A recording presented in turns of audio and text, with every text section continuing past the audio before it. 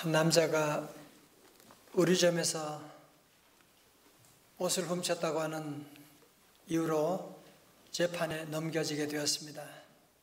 재판장이 물어봅니다. 당신은 의류 상점에 4번이나 침입한 것을 인정합니까? 네, 인정합니다. 그저 재판장이 대체 무엇을 훔쳤습니까? 얼마나 훔쳤습니까? 물어보니 여자 한 벌밖에 훔치지 않았습니다. 재판장이 아니 4번이나 들어갔는데 어떻게 여자 옷 한 벌만 훔쳤다는 게 말이 됩니까? 그러자 이 피고가 한숨을 쉬면서 재판장에게 말합니다. 재판장님, 저희 마누라가 색깔이 마음에 안 들다 그래서 3번이나 더 들어갔다는 거 아닙니까? 여러분, 우리도 참 무엇인가를 선택한다고 하는 것은 참 쉬운 일이 아닙니다. 요즘은 결정 선택 장애인도 있다고 그렇게도 얘기하는데, 우리 살면서 수많은 결정들을 하게 되는데, 세계적으로 선택에 대한 연구로 가장 잘 알려진 미국 콜롬비아 대학의 쉬나 아이엔가 교수가 보통 사람이 의식적으로 매일 70번 정도 선택을 한대요. 그러니까 우리가 무엇을 먹을까, 또 어떤 학교로 가야 되나, 또 어디로 가야 되나, 뭐 여러 가지 이런 일들을 결정하는데 우리가 한 70번 정도 하루에 선택이 있게 되고, 그러면 1년이 되면 365일로 계산하면 25,550번, 인생을 70년으로 계산하면 178만 8,500번의 선택을 하게 되는 것입니다. 여러분, 우리 인생이라고 하는 것이 뭐예요? 선택의 연속이거든요. 선택의 결과가 오늘 우리라고 하는 거잖아요. 여러분, 오늘 우리라고 하는 것은 어제의 선택들이 모여서 오늘 우리가 된 것이고, 오늘의 선택의 결과가 모여서 내일이 만들어지게 되는 것이거든요. 여러분, 그런 의미에서 보면 참 선택이 너무너무 중요한 거예요. 그런데 선택 가운데서 가장 중요한 선택, 70까지 80까지 많은 선택 가운데서 가장 중요한 선택이 무엇일까요? 오늘 본문에서 거기에 대한 해답을 찾아보려고 하게 합니다. 여러분, 오늘 본문의 말씀은 우리가 익히 아는 말씀이기도 하지만 익히 안다고 하는 말은 그만큼 중요하다는 말씀이거든요. 그런데 오늘 이 말씀의 분위기를 한번 여러분 보십시다. 15절의 말씀, 마태복음 14장 15절의 말씀 다 같이요. 시작. 저녁이 되매 제자들이 나와 이르되 이곳은 빈들이요 때도 이미 저물었으니 무리를 보내어 마을에 들어가 먹을 것을 사 먹게 하소서. 아멘. 여러분, 저녁이 되었다, 해가 저물었다, 어떤 느낌이 오세요? 이제 모든 기회가 지금 끝났다는 거 아니에요. 해는 져서 어두운데, 지금 해가 저물고 지금 어두워져 가고 있는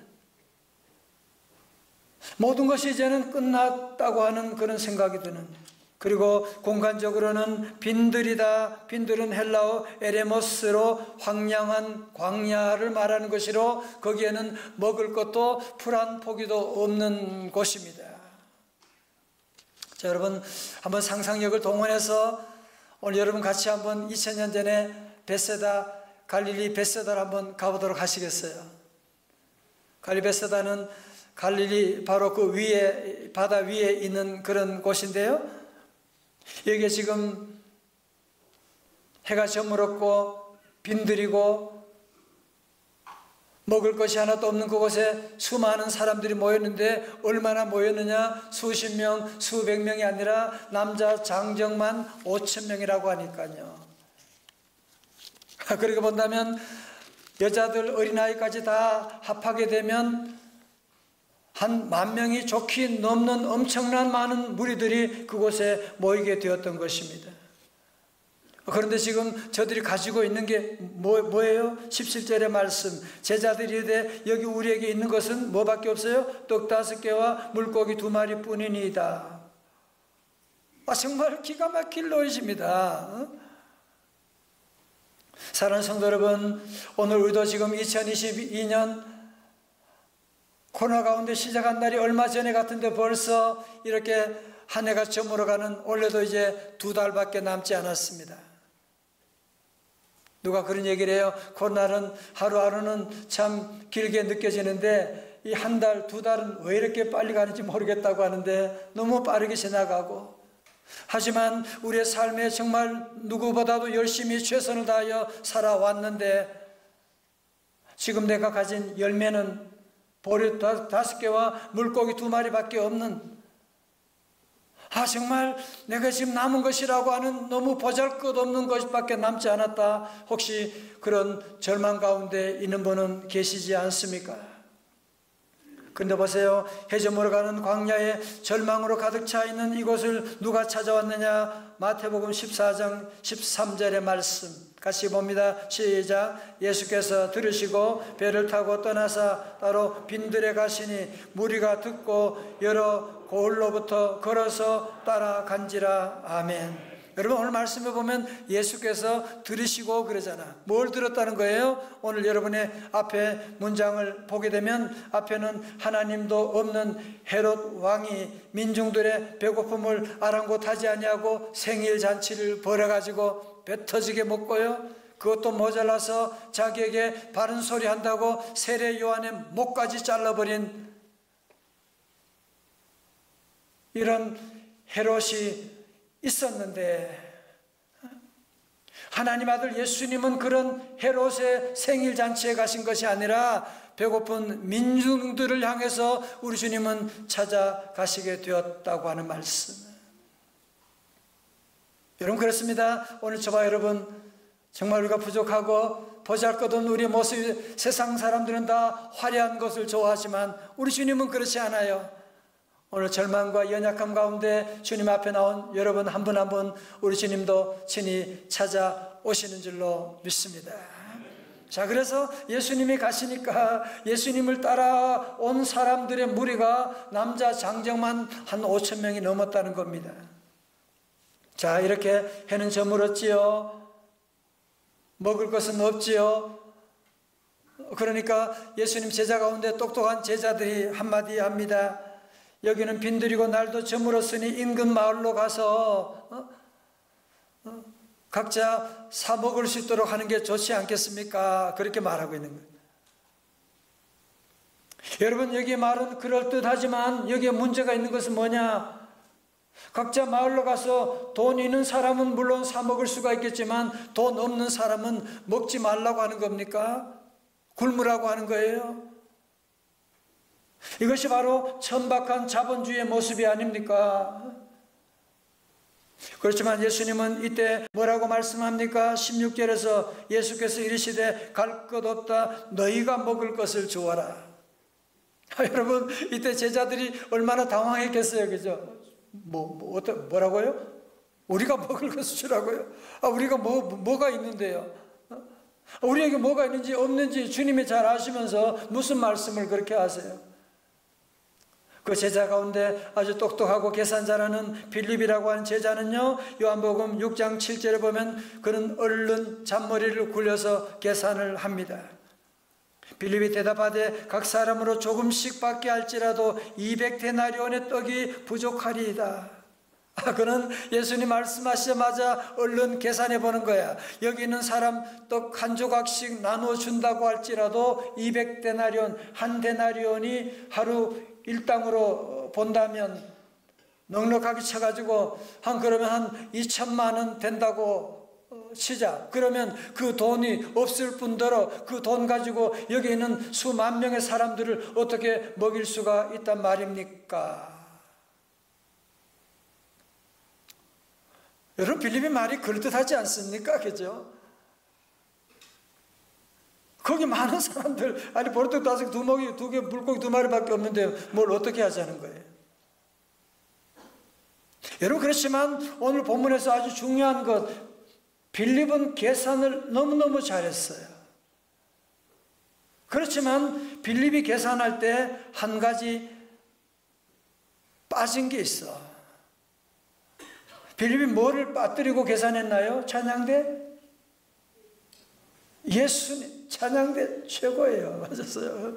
예수 바로 앞에 있는 예수님은 계산을 넣지 아니하고, 예수님을 무시하고, 예수님은 간과하고, 그리고 계산을 하니까, 제가 자주 말씀드렸던 거 있잖아요. everything, 모든 것이 다 있어요. 마이너스 지저스. 그런데 예수님이 안 계셔. 그러면 답이 뭐라고요? nothing, 아무것도 없어지게 되는 거예요. 그리고 돈이 아무리 2천만 원, 아무리 200대 있어도 예수님 안 계시니까 그의 계산에 답은 안 됩니다, 못합니다라고 하는 결론이 나올 수밖에 없게 된 것이거든요. 오늘 본문의 말씀 빌립을 보면서 생각나는 사람이 있지 않습니까? 오늘 저와 여러분들이잖아요. 우리도 무슨 어려운 일이 있으면 얼른 머리 굴려서 얼른 계산하는 거예요.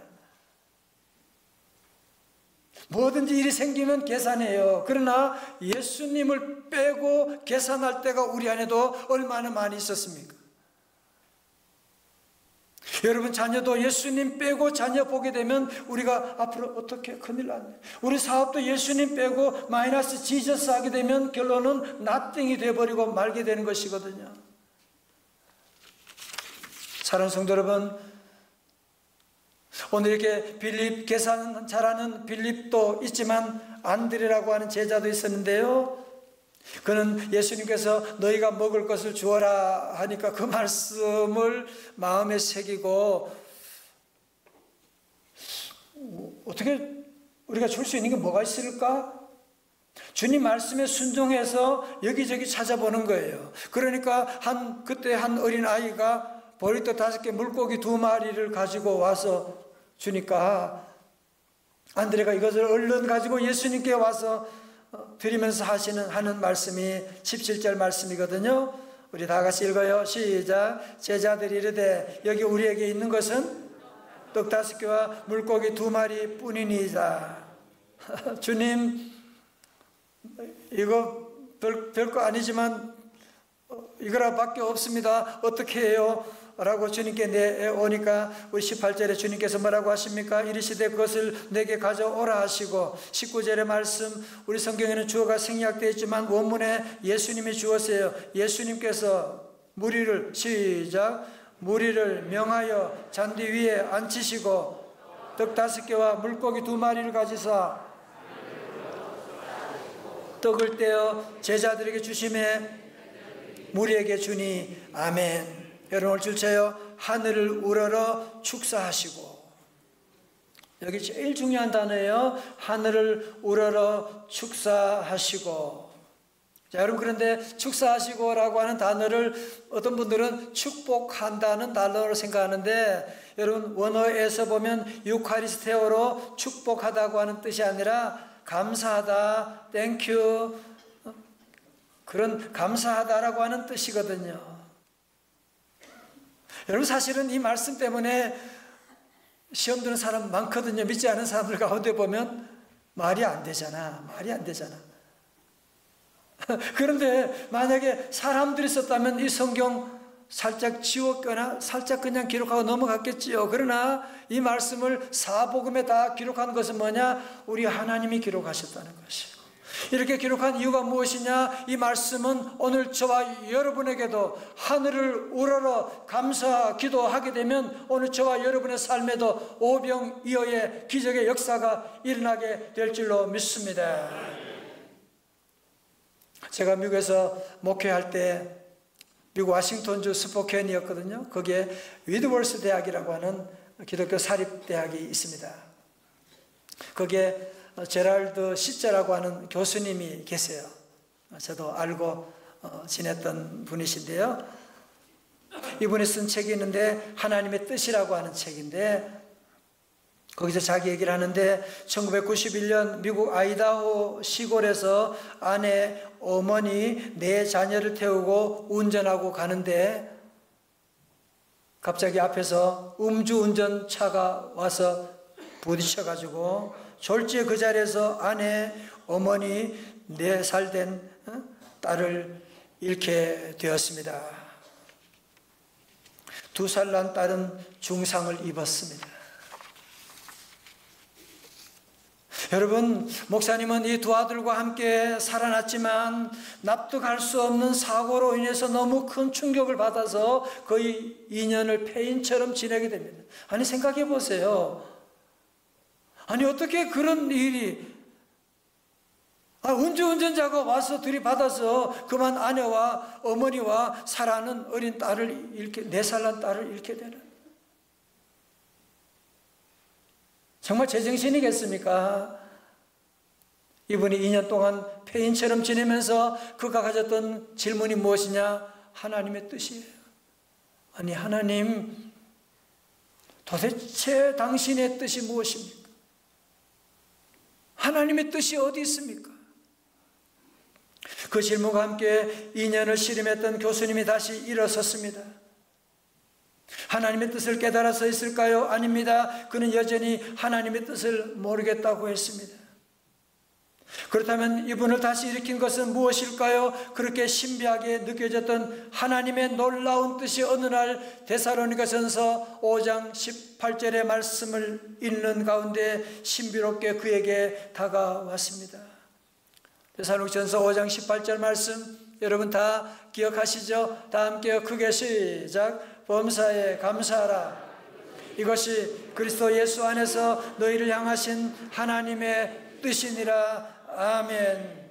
실제 교수님은 하나님의 뜻에서 처음에는 이성적 사고가 불가능했지만 사고가 난 지 8년 후에 그동안 겪었던 쓰라린 상처와 혼란이 주님 안에서 만족과 깊은 감사로 바뀌었다고 하는 사실을 그 하나님의 뜻이라고 하는 책에서 고백하고 있으면서 사실 감사할 수 없는 상황이었지만 감사로 받아들이게 될 때, 여러분 지금도 미국에서 고통에 대한 책을 가장 많이 쓰고 가장 명강사로 뽑히는 분이 누구냐? 바로 제랄드 시저라고 하는 분이에요. 그는 자기 아픔이 있었지만 이 아픔을 하나님의 뜻 가운데 감사로 받아들이면서 지금 이 세상, 온 세상의 고통 가운데 있는 많은 사람들을 위로하고 하나님의 복음을 전하는, 하나님의 뜻을 선포하는 위대한 삶을 살고 있습니다. 사랑하는 성도 여러분, 지금 여러분의 삶의 자리는 어디에 있습니까? 아마 지금 여러분 가운데 정말 감사할 수 없는, 정말 앞이 캄캄한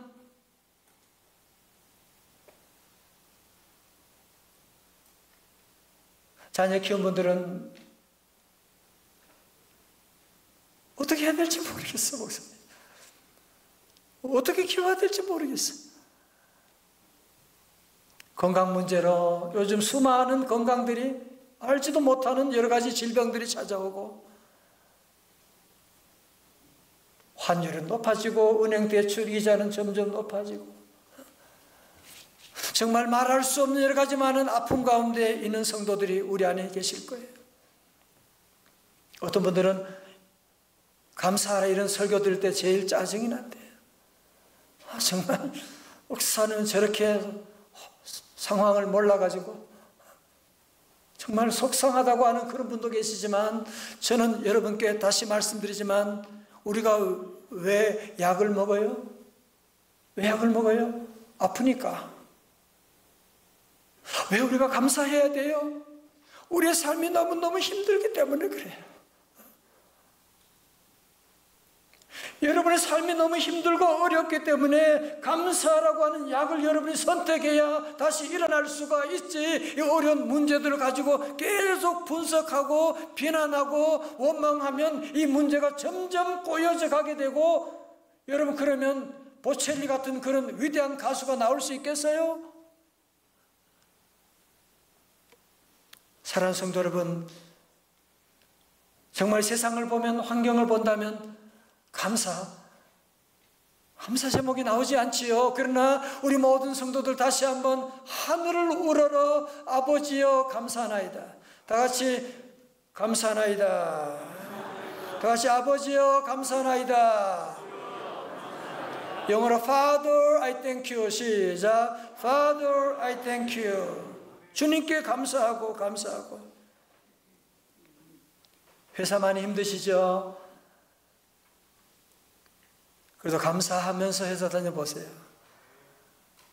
내가 어떻게 이런 회사 다닐 수가 있지?